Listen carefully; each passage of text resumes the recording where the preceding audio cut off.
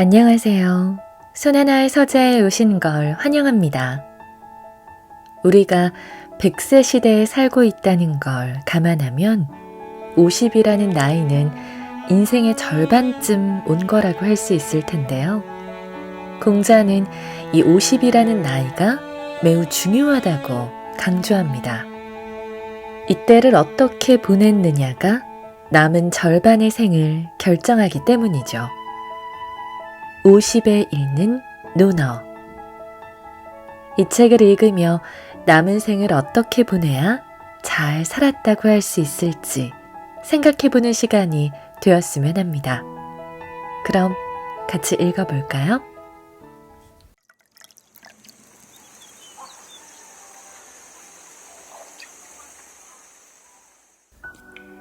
가려진 나의 길을 찾아야 할 때 50. 공자께서 말씀하셨다.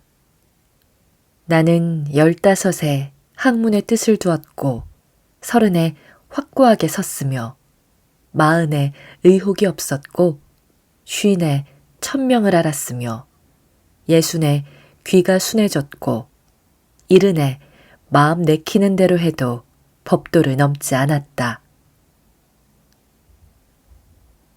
보일 듯 말 듯 가물거리는 안개 속에 쌓인 길, 잡힐 듯 말 듯 멀어져가는 무지개와 같은 길, 그 어디에서 날 기다리는지 둘러보아도 찾을 수 없네. 그대여 힘이 돼 주오. 나에게 주어진 길 찾을 수 있도록. 그대여 길을 터주오. 가리워진 나의 길. 1980년대 후반 20대 청년 가객 유재하가 부른 노래 가리워진 나의 길입니다. 25세 나이로 단 한 장의 앨범만 남기고 떠난 싱어송라이터인 그가 살아있다면 올해로 60이 됩니다. 25세의 그 가객보다 30년을 더 살아 50 지천명이 되고 60 이순이 되어도 가려진 그 길을 여전히 찾지 못하는 것 같습니다. 어쩌면 우리 인생은 보일 듯 말 듯 가물거리는, 잡힐 듯 말 듯 멀어져가는 그 길을 걸어가는 나그네인지도 모릅니다. 나이 50에 천명을 한 공자. 공자는 30쯤에 사학을 열 정도로 학문적 독립을 합니다. 특히 30대 초반 주나라 주도인 나급을 방문하여 노자를 만난 이후 공자 사학을 찾는 제자들의 수가 급증했다고 하니 경제적인 독립과 사회적인 독립은 자연스러운 결과였습니다. 30대 중반에 망명길에 오른 노나라 왕과 함께 제나라로 가서 정치를 논하기도 했습니다. 공자의 40대는 난을 일으킨 양호가 공자를 초빙했으나 가지 않았다는 48세의 기록이 유일합니다. 공자는 40을 불옥이라 했습니다. 불옥은 흔들리지 않음입니다. 특히 사람에 흔들리지 않습니다. 공자는 나이 40쯤에 사람을 제대로 볼 줄 아는 지혜를 갖게 된 것입니다. 공자는 젊어서부터 정치를 하고 싶어 했지만 노나라 실세였던 삼환의 저지로 50이 넘어서야 가능했습니다. 전쟁과 패권이 넘치는 격변의 춘추시대였지만 예와 덕이 살아있는 나라다운 나라를 만드는 것을 천명으로 생각했던 공자는 50대 초반에 왕의 부름으로 정치에 나서게 됩니다. 공자의 천명은 화평의 시대를 만드는 평화의 사도였습니다. 살아가는 이유를 스스로 정하는 것, 바로 지천명입니다. 공자는 바른 정치를 실현함으로써 평화의 시대가 가능하다고 믿었습니다. 하지만 그게 어느 정도 가능성을 보이기 시작하자 이웃 제나라와 노나라의 실세였던 개씨의 농간으로 공자는 노나라를 떠나지 않을 수 없었습니다. 50대 중반에서 60대 후반까지 14년여 동안 7개 나라를 떠돌아다녀야 했습니다. 결국 공자의 지천명은 노나라에서 실현되지 못했습니다. 공자는 이순으로 대변되는 60대 대부분을 풍찬노숙 이국에서 보내게 됩니다. 사람들의 비웃음과 무시 속에서 60대를 보냈습니다. 귀가 순해진다는 말은 타인이 알아주지 않더라도 노여워하지 않고 열정과 천명을 가진 채 묵묵히 자기의 길을 갔다는 의미입니다.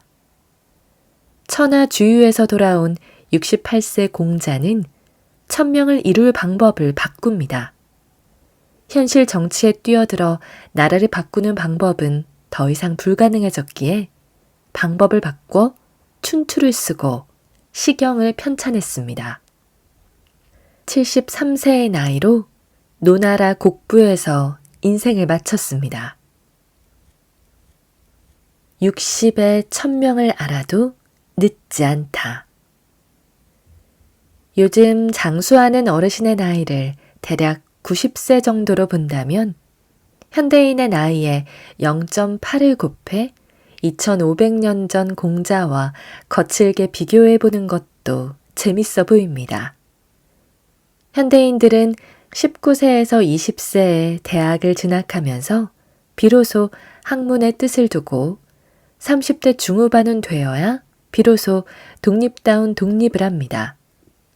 학문적으로 독립할 수 있는 박사가 되는 나이도, 가정을 이루고 가족을 형성하는 나이도, 경제적으로 독립하는 나이도 마찬가지입니다. 보통 30대 중반까지는 어느 정도 자리를 잡지만 갈등은 계속됩니다. 업무에서 오는 고민과 걱정, 사람들과의 갈등과 어려움으로 흔들릴 때가 너무 많습니다. 10여 년이 지나면 업무의 전문성은 높아지고 사람들과의 갈등에도 여유롭게 대처할 수 있게 됩니다. 요즘 우리는 50은 되어야 세상에 어느 정도 흔들리지 않는 불혹이 된다 말할 수 있을 것 같습니다. 너나 할 것 없이 어떻게 사는 게 흔들리지 않는 삶인가를 두고 고민합니다. 50이 되면 경제적인 안정에 자유로운 몸이 되어 편안하게 살아갈 수 있다는 막연한 희망이라도 있었습니다. 그러나 막상 50이 넘고 환갑이 지나도 불안한 직업과 들쭉날쭉한 수입에 흔들리는 삶에서 벗어나기 어렵습니다. 공자께서는 40의 흔들림을 졸업하고 부록이 되셨다는데 스마트한 우리는 어찌하여 환갑이 되도록 계속 흔들리고만 있는 걸까요? 공자께서는 40의 세상의 다양한 문제에서 흔들림을 졸업하고 부록이 되셨다는데 똑똑한 우리는 어찌하여 환갑이 되도록 먹고 사는 문제조차 벗어나지 못하는 걸까요? 춘추시대 50대의 공자가 이룬 지천명을 우리는 60에 이뤄도 늦지 않습니다. 0.8의 비율을 적용해 본다면 63세에서 74세까지가 지천명을 이룰 나이입니다. 그러니 40대의 나이라면 비로소 일입이 완성되는 시기입니다. 50대라면 한창 흔들리는 유혹의 시기입니다. 삶에 흔들리고 돈에 흔들리고 사람에 흔들리는 시기입니다. 인생의 천명을 몰라도 문제 없습니다. 환갑이 되어도 자신의 천명이 무엇인지 모르는 사람들이 적지 않습니다. 그래도 괜찮습니다. 63세부터 서서히 인생의 천명을 찾아 정하면 되기 때문입니다. 인생은 60부터 라는 말이 헛헛하게 들리지 않는 이유입니다. 그러니 지금 50도, 60도 모두 희망입니다. 이리로 가나 저리로 갈까 아득하기만 한데 이끌려가듯 떠나는 이는 갈 길을 찾았나. 손을 흔들며 떠나보낸 뒤 외로움만이 나를 감쌀 때 그대여 힘이 되주오. 나에게 주어진 길 찾을 수 있도록. 그대여 길을 터주오. 가리워진 나의 길. 50에 들리는 유재하의 노래에 희망이 있는 이유입니다. 이리로 가나 저리로 갈까 아득하지만 자신의 천명에 이끌려가듯 떠나는 이는 자신의 길을 찾을 수 있기 때문입니다. 25세의 가객이 노래한 지 30년도 더 지났지만 가리워진 나의 길을 누군가는 찾아내야 할 것 같습니다. 그게 바로 나이고 우리이기를 바랍니다. 50의 미움에서 벗어나는 길. 자산. 공자께서 말씀하셨다. 나이 40에 미움을 보인다면 그것은 이미 끝난 것이다.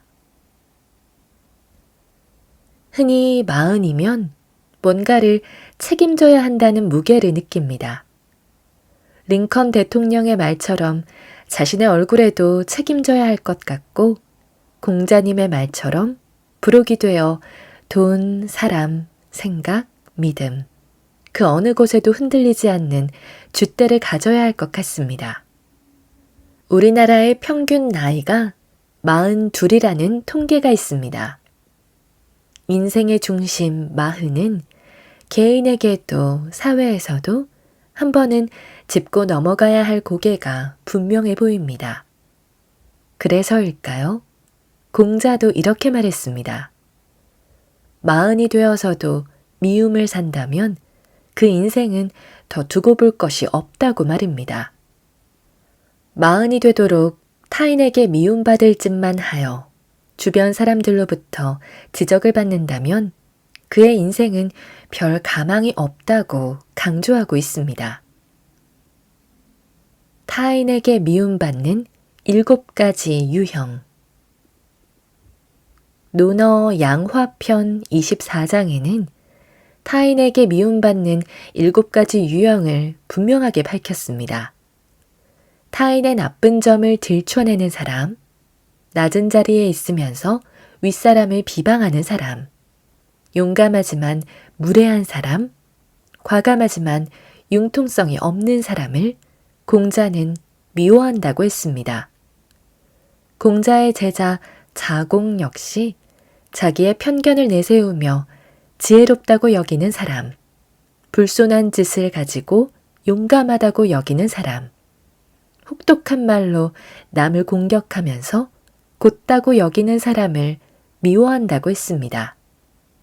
그러니 40이 되도록 타인의 아픈 곳이나 헤집어 헐뜯는 사람, 상사나 윗사람들을 비방하며 자주 욕하는 사람, 자기의 입속에는 맹렬하게 대처하면서도 기본적인 예의조차 차리지 못하는 사람, 과단성은 있지만 앞뒤가 꽉 막혀 융통성이 없는 사람, 남의 생각을 훔쳐 마치 평소 알고 있는 것처럼 말하는 사람, 예의가 없고 겸손하지 않은 것을 용기로 생각하는 사람, 남의 비밀을 들춰내는 걸 정직함으로 아는 사람은 더 이상 희망이 없다는 말입니다. 이들은 대개 주변에 가까운 사람들로부터 미움을 받습니다. 예나 지금이나 누가 이런 사람을 좋아할까요? 2500년 전 아주 아득히 먼 옛사람 공자와 자공이 말했던 저 7가지 중 단 한 가지에라도 해당된다고 생각하면 40이 지나기 전에 되돌아봐야 합니다. 누군가를 이유 없이 자주 헐뜯는다면, 누군가를 반복해 욕한다면, 기본적인 예의조차 차릴 줄 모른다면, 매사에 융통성이 없다면, 자기의 편견을 인식하지 못하고 자신이 늘 지혜롭다고 생각한다면, 겸손하지 못함을 용기로 생각한다면, 남의 감추고 싶은 비밀을 밝히는 걸 정직함으로 생각한다면, 먼저 이것을 고치려 노력해야 합니다. 40이 다 지나기 전에 수습해야 합니다. 그래야 50이 되고 60이 되었을 때 어른다운 어른으로 인정받을 수 있습니다. 가정에서도 조직에서도 사회에서도 마찬가지입니다. 스스로에게 미움받지 않으려면 40에 챙겨야 할 진짜 문제가 하나 더 있습니다.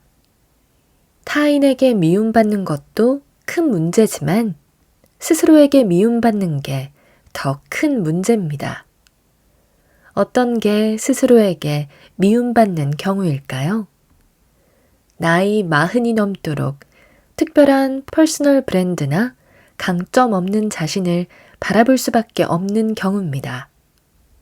한 달에 책 한 권도 읽지 않는 자신을 바라볼 수밖에 없는 경우입니다.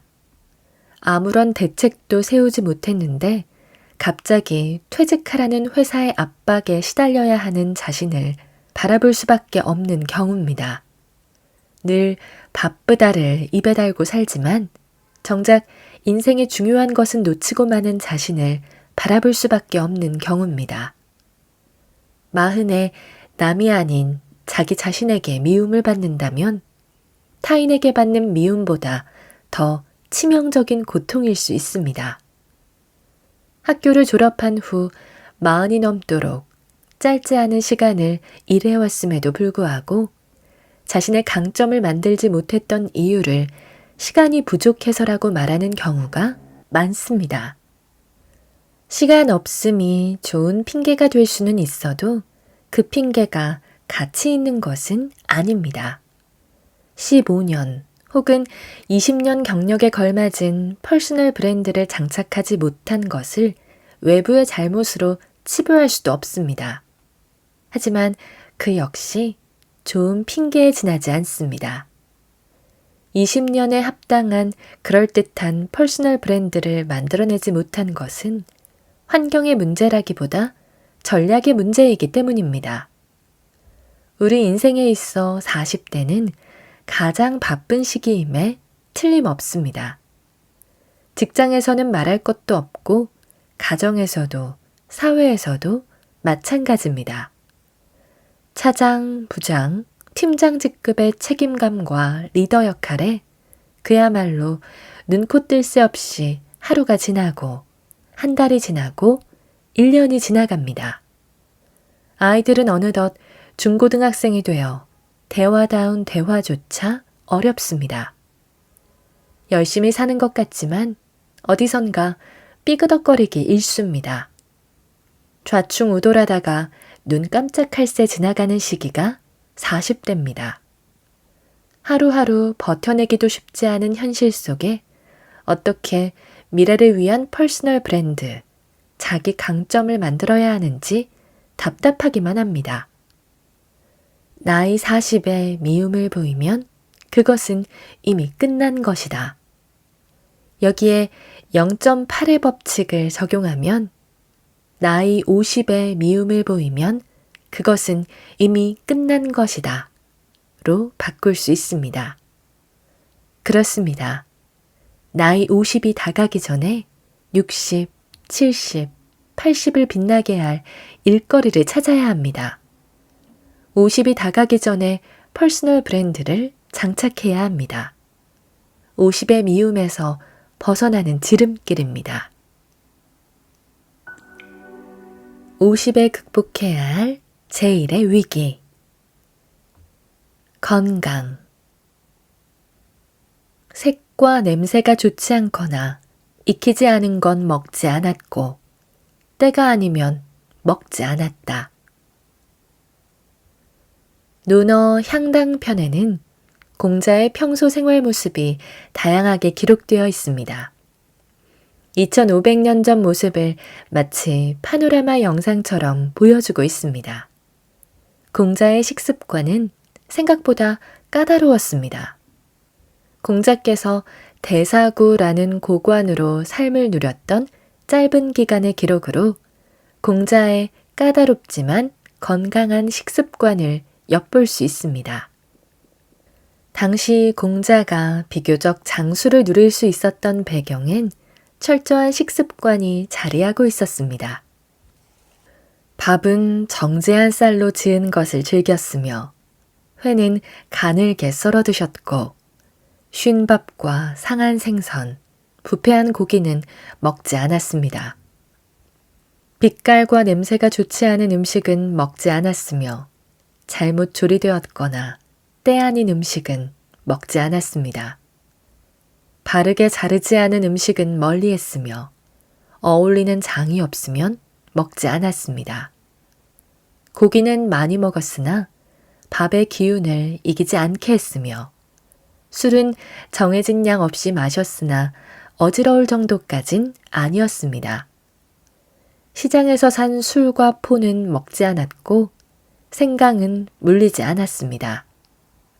음식은 적당하게 먹고 과식은 하지 않았습니다.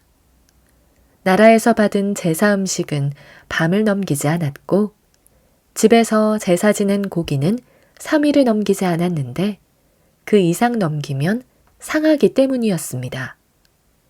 음식 먹을 땐 대화를 피했고 잠자리에선 말을 하지 않았습니다. 비록 거친 밥과 나물국이라도 반드시 공경한 마음으로 고시래를 했습니다. 당시 73세까지 장수했던 공자의 식생활을 잠깐 엿보았습니다. 2500년 전에도 이렇게 까다롭게 식습관으로 관리했다는데 놀라지 않을 수 없습니다.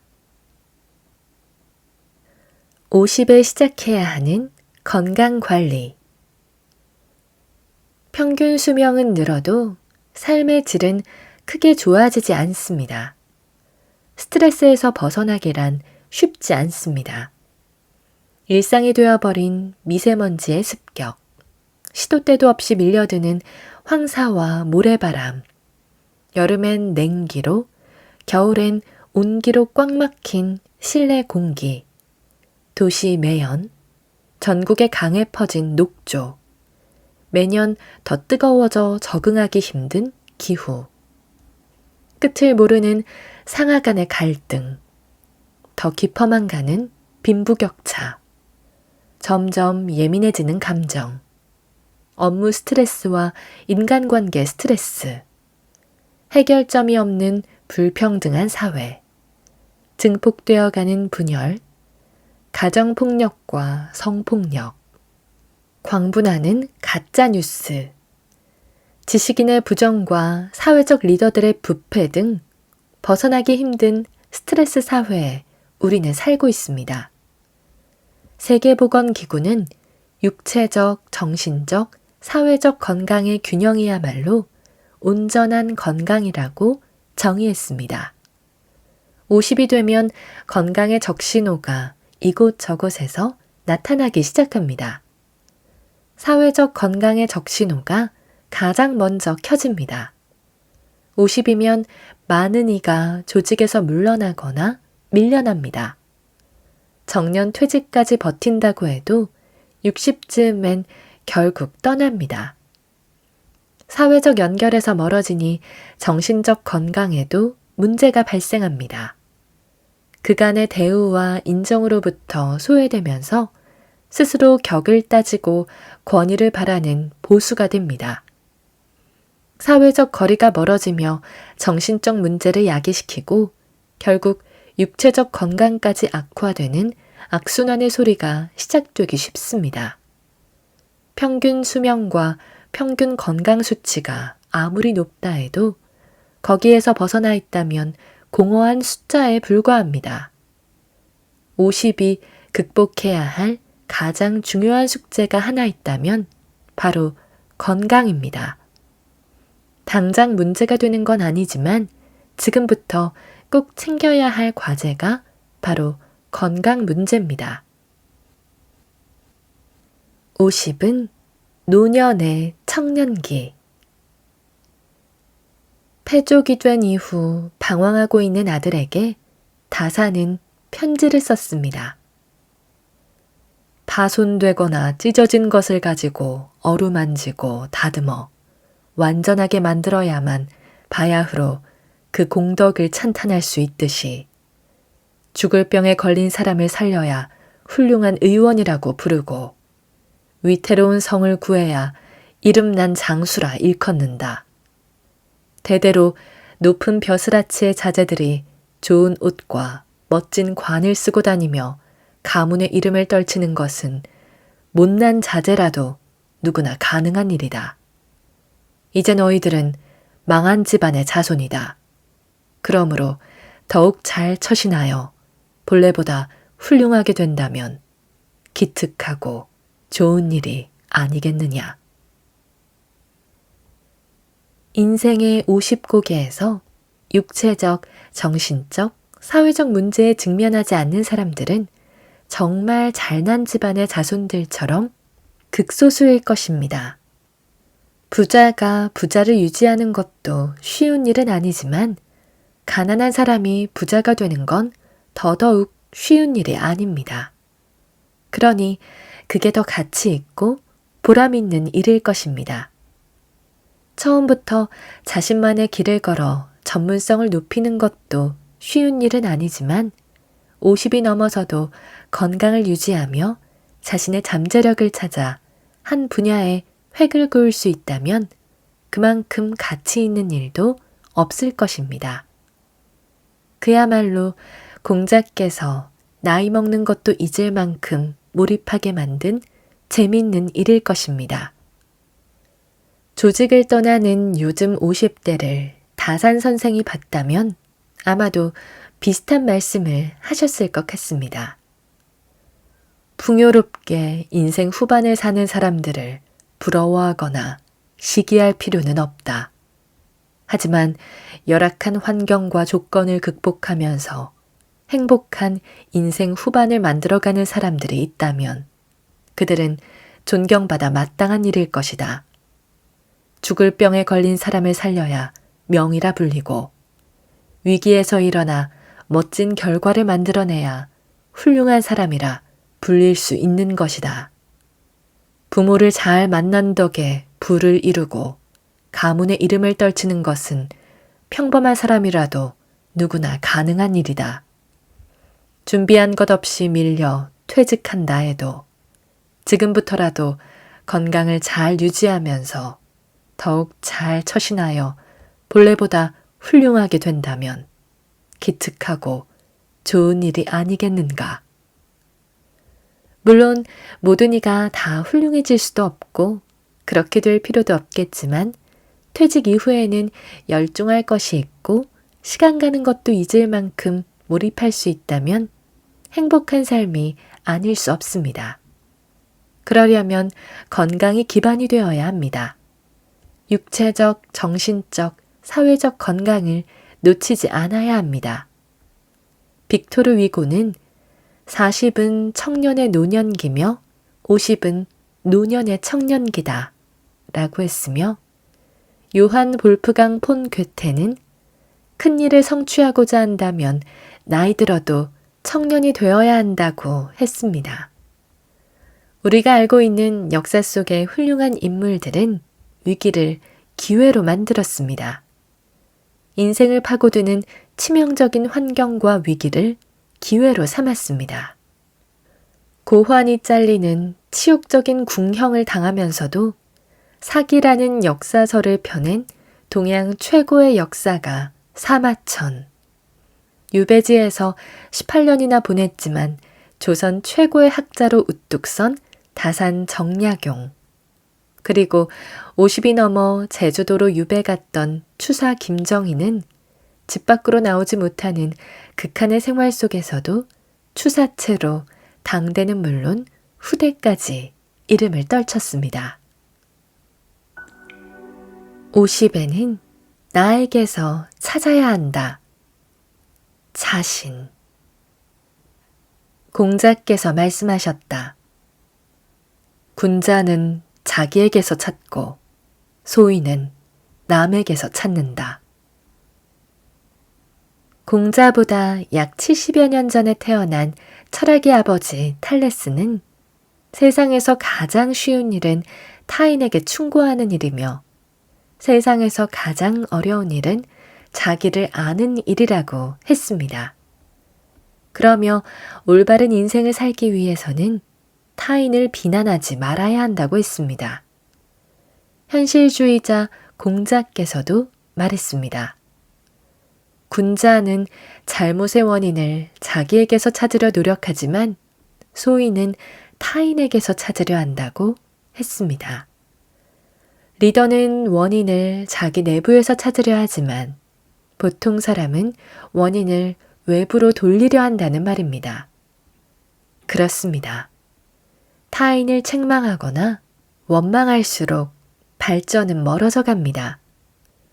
스스로 되돌아보지 않는 사람은 점점 뒤처지게 됩니다. 부부의 자리에 서면 배우자를 탓하고 부모의 자리에 서면 자식을 탓합니다.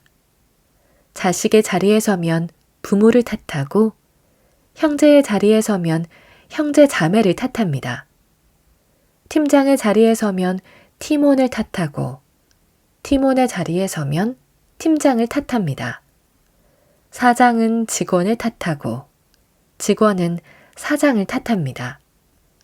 운전석에 앉으면 보행자를 탓하고 보행자의 위치에 서면 운전자를 탓합니다. 선생의 위치에 서면 학생을 탓하고 학생의 위치에 서면 선생을 탓합니다. 고객의 입장에 서면 점원을 탓하고 점원의 입장에 서면 고객을 탓합니다. 어른은 아이를 탓하고 아이는 어른을 탓합니다. 사람의 본능일지도 모릅니다. 지금의 나를 만든 것은 나다. 지금의 내가 만족스럽다면 누구 때문일까요? 지금의 내가 만족스럽지 않다면 그 또한 누구 때문일까요?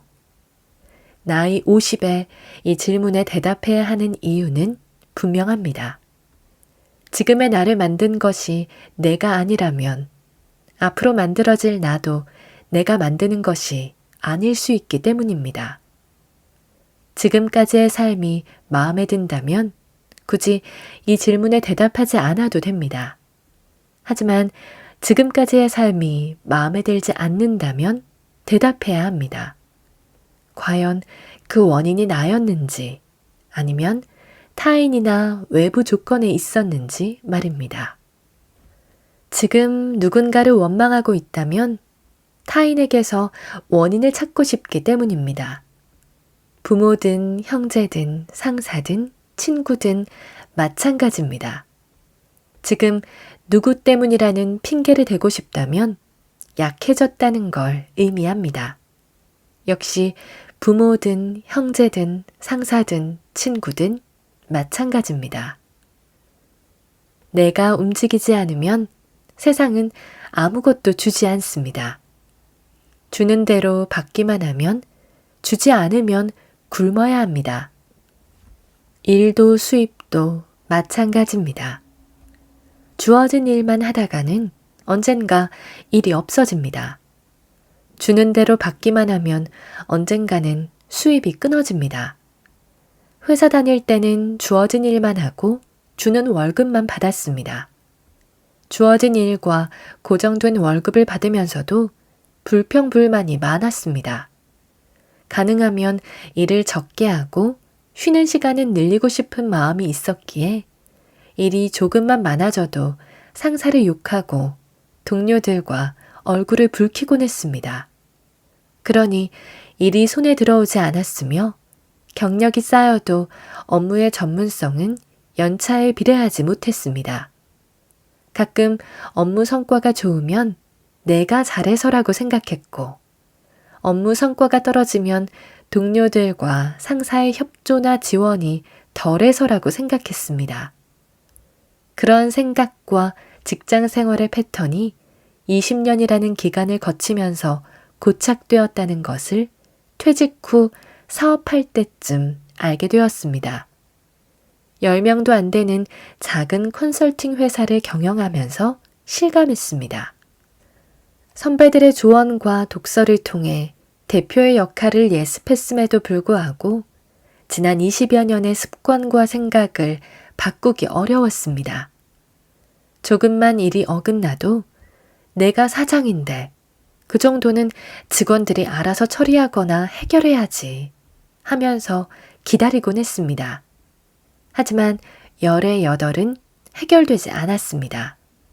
그러니 겉으로나 속으로나 직원들이 미워지기 시작했고 회사 매출은 점점 떨어져만 갔습니다.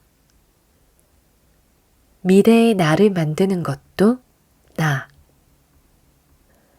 정상으로 돌아오기까지 충분한 수업료를 내지 않을 수 없었습니다. 결론은 간단했습니다. 문제의 원인은 직원이 아니라 저에게 있었다는 것입니다. 제가 움직이지 않으면 직원들도 움직이지 않습니다. 제가 최선을 다하지 않으면 직원들은 능력에 반도하지 않습니다. 제가 문제를 풀려고 사방으로 뛰지 않으면 직원들은 단 한 발자국도 뛰지 않습니다. 제가 모범을 보이지 않으면 직원들은 어제 같은 오늘, 오늘 같은 내일을 보내면서도 불평불만만 이야기합니다. 제가 전 직장에서 가졌던 생각과 행동을 저의 직원들도 똑같이 하고 있었습니다. 원망과 핑계가 사람의 본성에 가까울 수는 있어도 삶의 필수 요소는 아닙니다. 누구를 원망하고 어떤 것에 핑계를 대는 건 쉬운 방법입니다. 쉬운 방법으로 인생이라는 어려운 문제를 풀기에는 한계가 있습니다.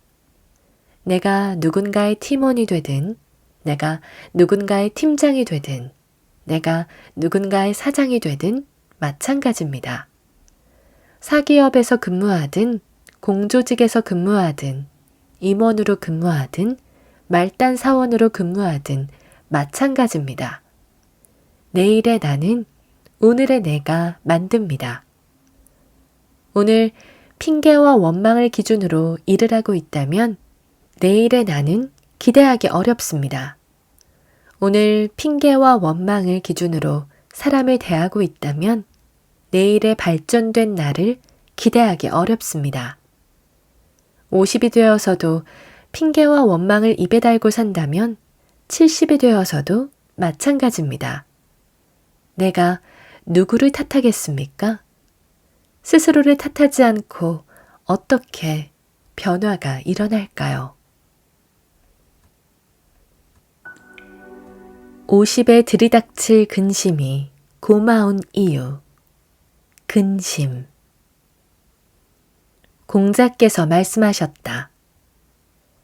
덕을 닦지 못한 것, 학문을 강구하지 못한 것, 의를 듣고 실천하지 못하는 것, 불선을 고치지 못하는 것이 나의 근심이다.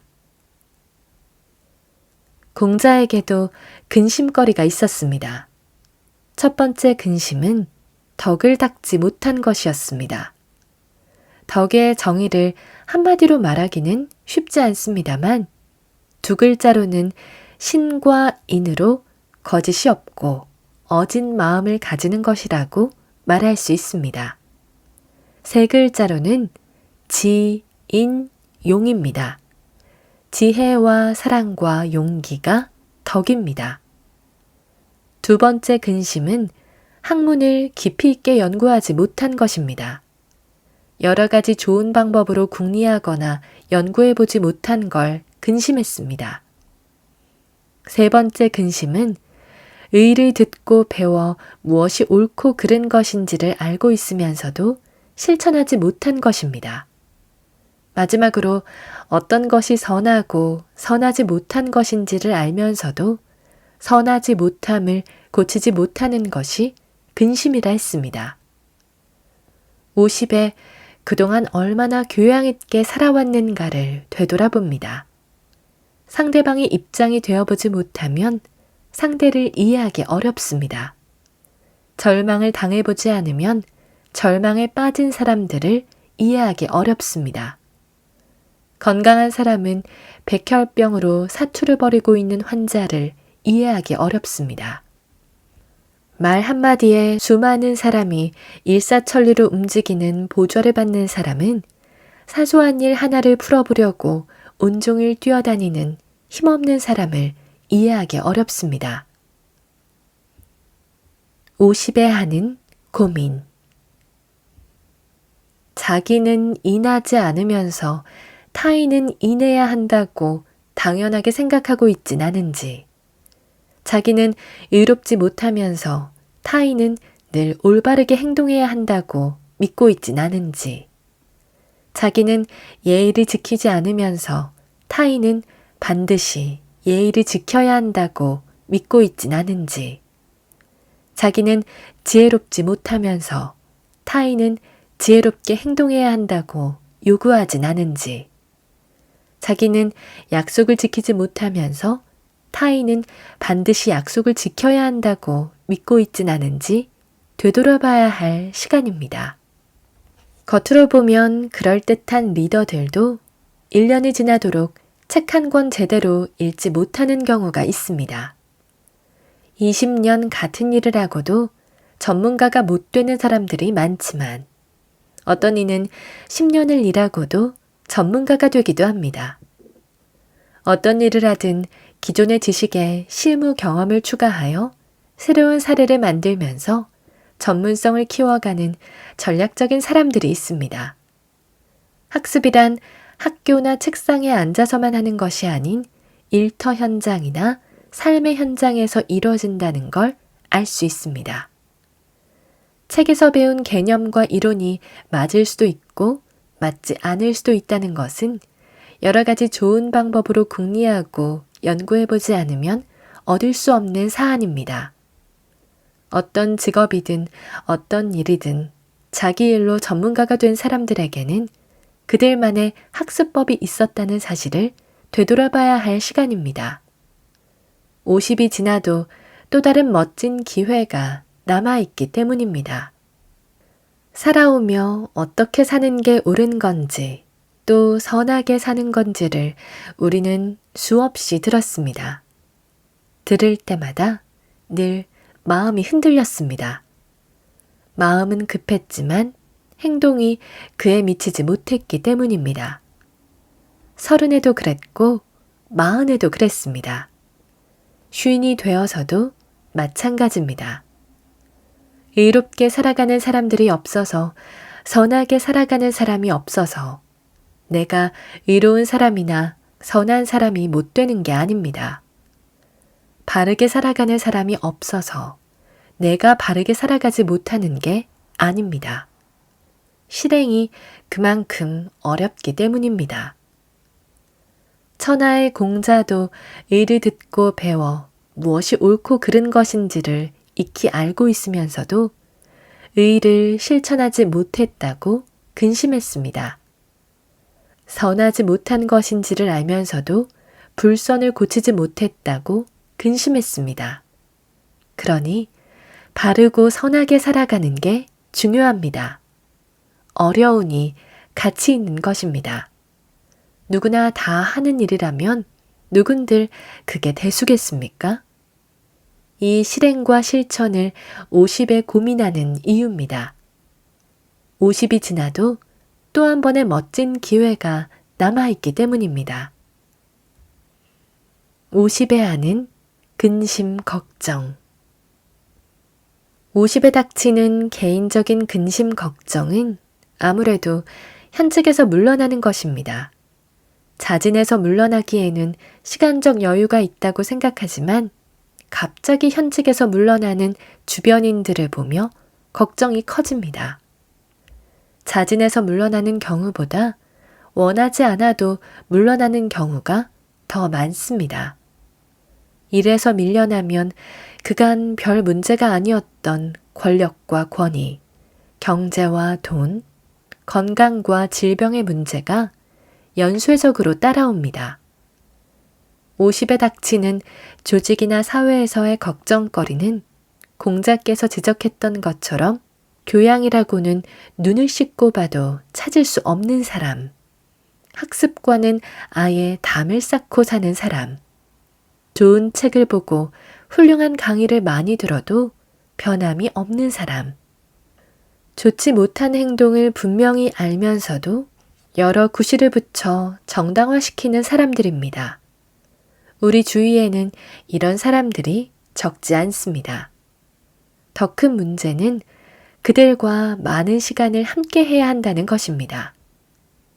50이 되면 자기 자신뿐만 아니라 사회에도 책임을 져야 하는 어른의 위치에 들어섭니다. 지천명과 더불어 우리에게는 다양한 사람들과 함께 또 한 번의 멋진 기회가 남아있기에 되돌아보는 것입니다. 꼭 내가 세상에 도움이 되는 인생을 살지 못한다고 해서 문제가 되진 않겠지만 세상에 도움이 되는 작은 변화를 시도해 나간다면 삶의 행복은 배가 될 것입니다.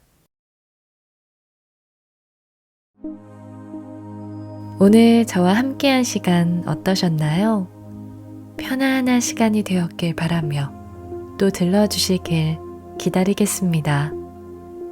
그럼 잘 자요.